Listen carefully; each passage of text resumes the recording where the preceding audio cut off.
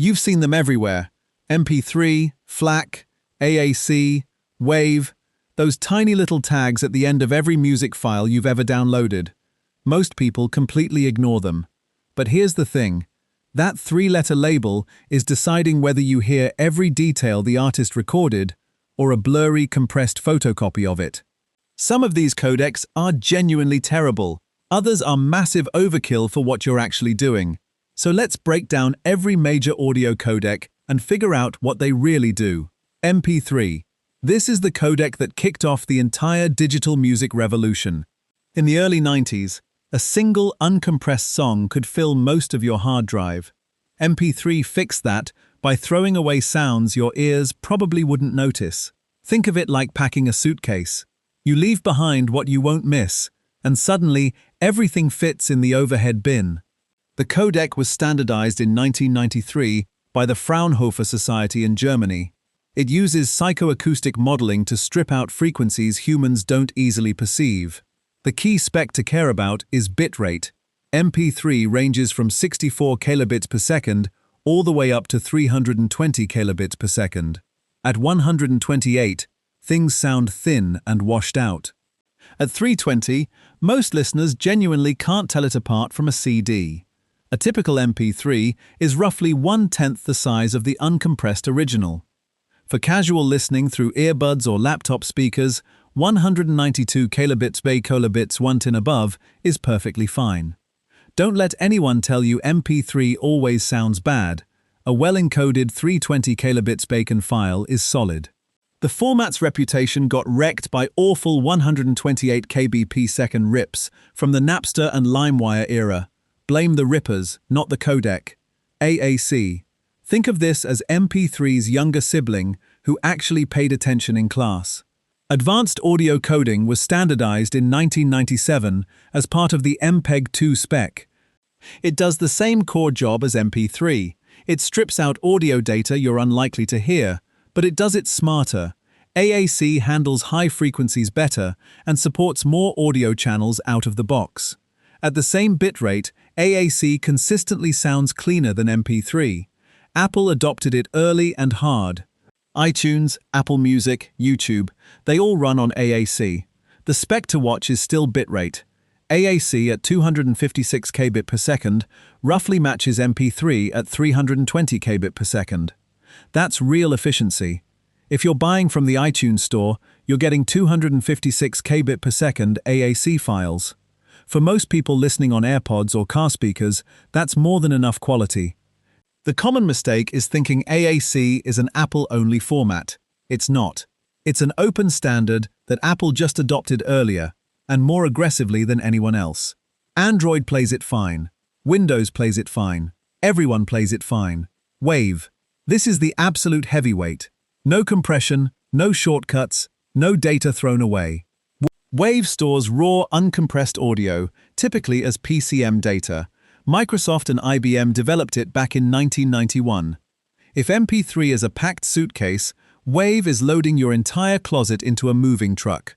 A single minute of CD-quality WAV eats about 10 megabytes. That adds up terrifyingly fast. The specs that matter here are bit depth and sample rate. Standard CD quality is 16-bit at 44.1 kHz. Studio recordings often push to 24-bit at 96 kHz or higher. WAV is the format for professional audio work. Recording studios, film sets, mastering engineers, they all live in WAV because nothing gets lost. For everyday listening on your phone, WAV is massive overkill. You'd burn through your storage in days. The myth is that bigger files automatically mean better sound. If you're on a noisy bus with $15 earbuds, you will not hear the difference between WAV and a decent lossy encode. Your listening environment matters more than your file format. FLAC. This is where audiophiles start getting excited. Free lossless audio codec does exactly what the name says. It compresses your audio without losing a single bit of data. Think of it like a vacuum-sealed bag for your clothes. Everything gets smaller, but when you open it up, it's identical to what you packed. FLAC was released in 2001, and it's completely open source. No licensing fees, no royalties, no catch. A typical FLAC file runs about 50 to 70% the size of the equivalent WAV. The important specs are the same as WAV, bit depth and sample rate, because the quality is mathematically identical to the source. Spotify, Tidal, Amazon Music, and Apple Music all support lossless streaming now. If you've got decent headphones and a quiet room, FLAC is absolutely worth it for focused listening. The biggest mistake is assuming FLAC always sounds better than a high bitrate lossy file. On cheap speakers in a noisy coffee shop, you genuinely cannot tell the difference. Save FLAC for when your ears can actually appreciate it. AAC. Apple Lossless Audio Codec is essentially FLAC wearing a turtleneck. Apple released it in 2004 as the native lossless format for their entire ecosystem. It does the exact same job as FLAC, compresses audio, loses zero data. The quality is identical. The files are roughly the same size, sometimes slightly larger. Apple even open-sourced AAC in 2011, which was surprisingly generous of them. The reason AAC exists comes down to one word: compatibility. If you're deep in the Apple world with an iPhone, AirPods Max, and a HomePod, AAC just works. Apple Music uses it for their lossless tiers. For everyone outside that ecosystem, FLAC does the exact same thing with broader device support. The myth is that AAC somehow sounds better than FLAC. It doesn't. Both are lossless. The audio is bit for bit identical to the source. Picking between them is purely about which ecosystem your devices live in. If you're still arguing about this in forums, you're fighting over nothing. Go listen to some music instead. OGG Vorbis. This is the underdog codec that quietly powers more of your life than you probably realize. Developed by the Zip.org Foundation and released around 2000, Vorbis is a lossy codec that's completely free and open source. No patents, no licensing drama. It was built to be the MP3 killer the internet actually deserved. Think of it like the store brand cereal that's actually better than the name brand. In listening tests, Vorbis at the same bitrate sounds noticeably better than MP3. Here's the kicker: Spotify uses OGG Vorbis for desktop and mobile streaming. If you've ever been a Spotify listener, you've been hearing Vorbis for years without knowing it. The spec to watch is bitrate. Vorbis at 160 kbit per piecing roughly matches MP3 at 192. That efficiency saves real bandwidth at scale. The reason Vorbis never became a household name is hardware support. Older MP3 players and devices just ignored it. The mistake is writing Vorbis off as niche. It's running underneath one of the biggest music platforms on the planet. If you're a Spotify user, hit the like button right now, because you've been a Vorbis fan this whole time and didn't even know it. Opus. If audio codecs had a final boss, this is it. Opus was standardized by the ETF in 2012, and it's the most versatile audio codec ever created. It combines technology from Skype's Silk codec and the Celt codec into a single format. The result handles everything from voice calls at 6 kilobit per CA to high-fidelity music at 510 kilobit per CA. That range is genuinely absurd. It's like a Swiss Army knife that also somehow works as a power drill. Discord uses Opus for voice chat. WhatsApp uses it for calls. Basically, all modern VoIP runs on it now. At low bit rates, Opus absolutely destroys every other codec in sound quality. The key spec beyond bitrate is latency. Opus can operate with as little as 5 milliseconds of delay. That's critical for live conversation. The common mistake is not knowing Opus exists at all. If you've ever wondered why Discord calls sound so clean on terrible internet, Opus is the answer. It's quietly becoming the backbone of real-time audio everywhere. WMA, Windows Media Audio, was Microsoft's big swing at dethroning MP3. It launched in 1999, came bundled with Windows Media Player, and got pushed across everything Microsoft touched. The pitch was straightforward: better quality than MP3 at lower bit rates. Early on, that was sometimes genuinely true. But WMA also had DRM baked right in. Music labels loved that. Consumers absolutely did not.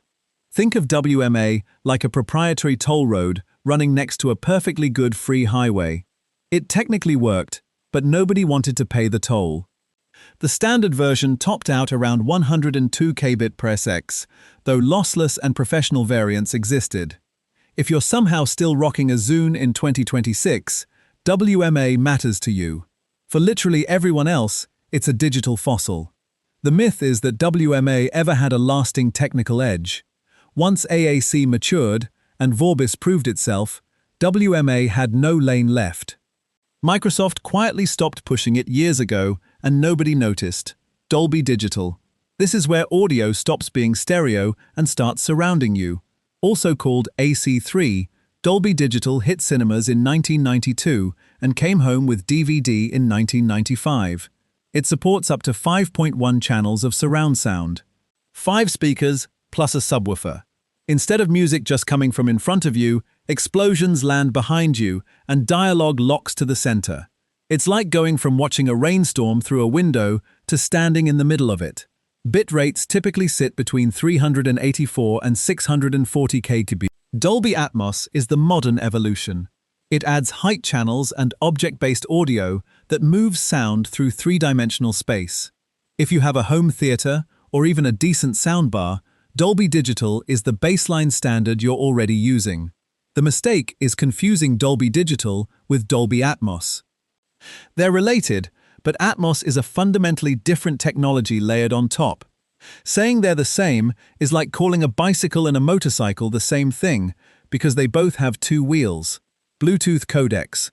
Every time you connect wireless earbuds, a codec is silently deciding how your music sounds.